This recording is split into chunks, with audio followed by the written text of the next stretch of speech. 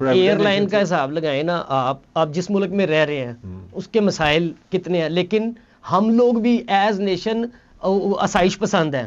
آپ سڑکوں پہ دیکھ لیں جس ذات کی گاڑی چل رہی ہے اور آپ کا امپورٹ بل گاڑیوں کی شکل میں، پھر اس کے اوپر فیول کی شکل میں کیا پے کر رہے ہیں. ایئر لائن آپ نے سفر کرنا ہے لاہور سے کراچی تک کا تو 1.5-2 گھنٹے کی فلائٹ ہے، اس میں آپ کھانا بھی سرو کر رہے ہیں.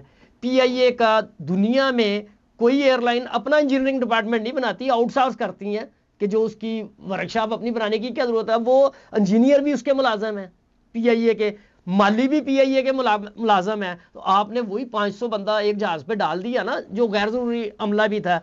اس کے مقابلے میں اب یورپین ایئر لائن ہے ریان ایئر، وہ لو کاسٹ ایئر لائن ہے، اس میں پرابلمز آتی ہیں تو پی آئی اے کے طیاروں میں سے بھی چوہے نکل آئے ہیں، کاکروچ. اسی طرح اس کا مسئلہ ہے کہ لو کاسٹ ہے، کوالٹی اتنی ہائی نہیں ہے، لیکن آپ کو اس نے اپنے ٹائم پہ پہنچا دینا ہے. کھانا پینا آپ پیسے دیں گے ایکسٹرا، اگر آپ وزن زیادہ لے کر جائیں گے تو ایکسٹرا. وہ $1.5 ارب سال کا وہ کما رہی ہے، 2023 میں اس نے بچت اس کی $1.5 ارب تھی. بھائی میرا پھر وہی آرگومنٹ ہے نا، یہاں پہ ایتھے جڑا تصور ہے نا ہمارا، میں پھر بڑی مشکل جواب دوں گا. ہمارا ریاست کا نظام سمجھو، ہمارے یہاں سرکاری ملازم کا مطلب ہے جوائی.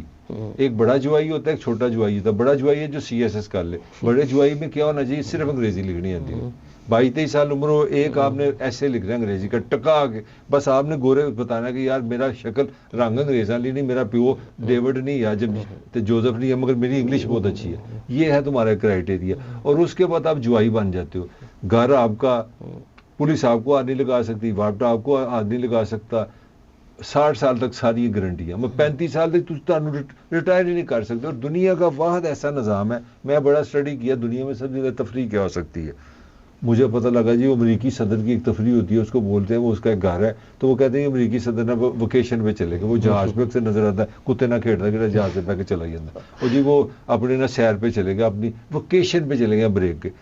اب پاکستان اللہ تعالیٰ کا ایک ایسا انعام ہے امیر لوگوں کے لیے، طاقتور لوگوں کے لیے، کہ یہاں پہ میں کمشنر ہوں، میں گھٹیا آدمی، میرے پہ کوئی کیس ہو گیا تو پتہ کیا ہوتا ہے؟ مجھے بنا دیا جاتا ہے O S D. O S D کا مطلب آفیسر آن اسپیشل ڈیوٹی. میں فون کرنا اپنے کلاس فیلو نو جڑا کمشنر باولپور ہے، میں یار چنگی جگہ تے بکنگ کرا دے تو میں بچیاں نہ لا رہے ہیں. اب میں سزا کیا کاٹ رہا ہوں کہ میری پوسٹنگ جو ہے وہ فریز ہو گئی ہے، سیلری مجھے مل رہی ہے، 15 میرے نوکر ہیں، 7 میری گاڑی ہیں، اور ملک صاحب کبھی کغان جا رہے ہیں، کدی نران جا رہے ہیں، کدی کراچی دی شپاں دے سب سیر کر رہے، رات نو بہ کے نا شراب پی کے ہی گلاں کر رہے. یار حکمران بڑے چور نے، دوستو میں او ایس ڈی بناتا ہے. تو پوائنٹ کیا ہے میرا؟ اصل آرگومنٹ نہیں تم لے رہی ہیں، مسئلہ پی آئی اے نہیں ہے، یہ اس ملک کی گورننس کا مسئلہ ہے، اس نظام کا مسئلہ ہے. اس نظام نے یہ بتایا کہ جو ایک دفعہ سرکاری نوکر بن جائے نا، وہ 60 سال تک اس نے پینشن لینی ہے. اور سرکاری ملازم کا وہ سرکاری ملازم کو میرا سلام ہے، میں اس کا ہیرو سمجھتا ہوں جو صرف کام نہیں کرتا. یعنی کہ اگر سرکاری ملازم ساتھ کام کرے اور پھر وہ رشوت لیتا ہے. مجھے وہ بہت اچھا لگتا ہے سرکاری ملازم جو کہ جی باؤ جی میں تو جانا حاضری لا کے آیا نا، میں صرف اپنی طرح لینا. وہ عظیم سرکاری ملازم ہے. اور یار آپ لوگوں کا جو سروس کا کانسیپٹ ہے، سروس کا مطلب ہے خدمت. تو میں نے دس دنیا میں کبھی یہ لفظ سنا ہے سپیریئر سروس؟ بھائی سروس ہی سروس. یہاں پہ سی ایس ایس کیا ہے؟ Superior service. مطلب میری سمجھ سے باہر ہے کہ سروس کس طرح سپیریئر ہو سکتی ہے. تو جب آپ نے پی آئی اے کو آپ نے تڑکا لگایا نا ریاست پاکستان کا کہ بھائی جوائی صاحب شادی آپ کو بیٹی دے دی، آپ کو نوکری دے دی، اب آپ نے ٹریول بھی کرنا ہے اور ایک کام آپ نے کام ہی نہیں کرنا، آپ نے ٹکٹیں بھی بلیک کرنی ہے، آپ نے جہاز بھی صاف نہیں کرنا. تو پھر وہ ٹیکس پیئر سے چل رہا تھا، سجوں کھمبے پیسے ریاست آئی ایم ایف کو لے جا رہی تھی. تو یہ جو چیزیں ہم نہیں سیکھ کر رہی، یہ جوتے مار رہے ہیں جو بینکر ہیں. وہ کہتے ہیں کہ خدا دا خوب کھاؤ، نہیں ہے پینشن اے پی آئی اے ایسی ایسی پیسے نہیں دینے.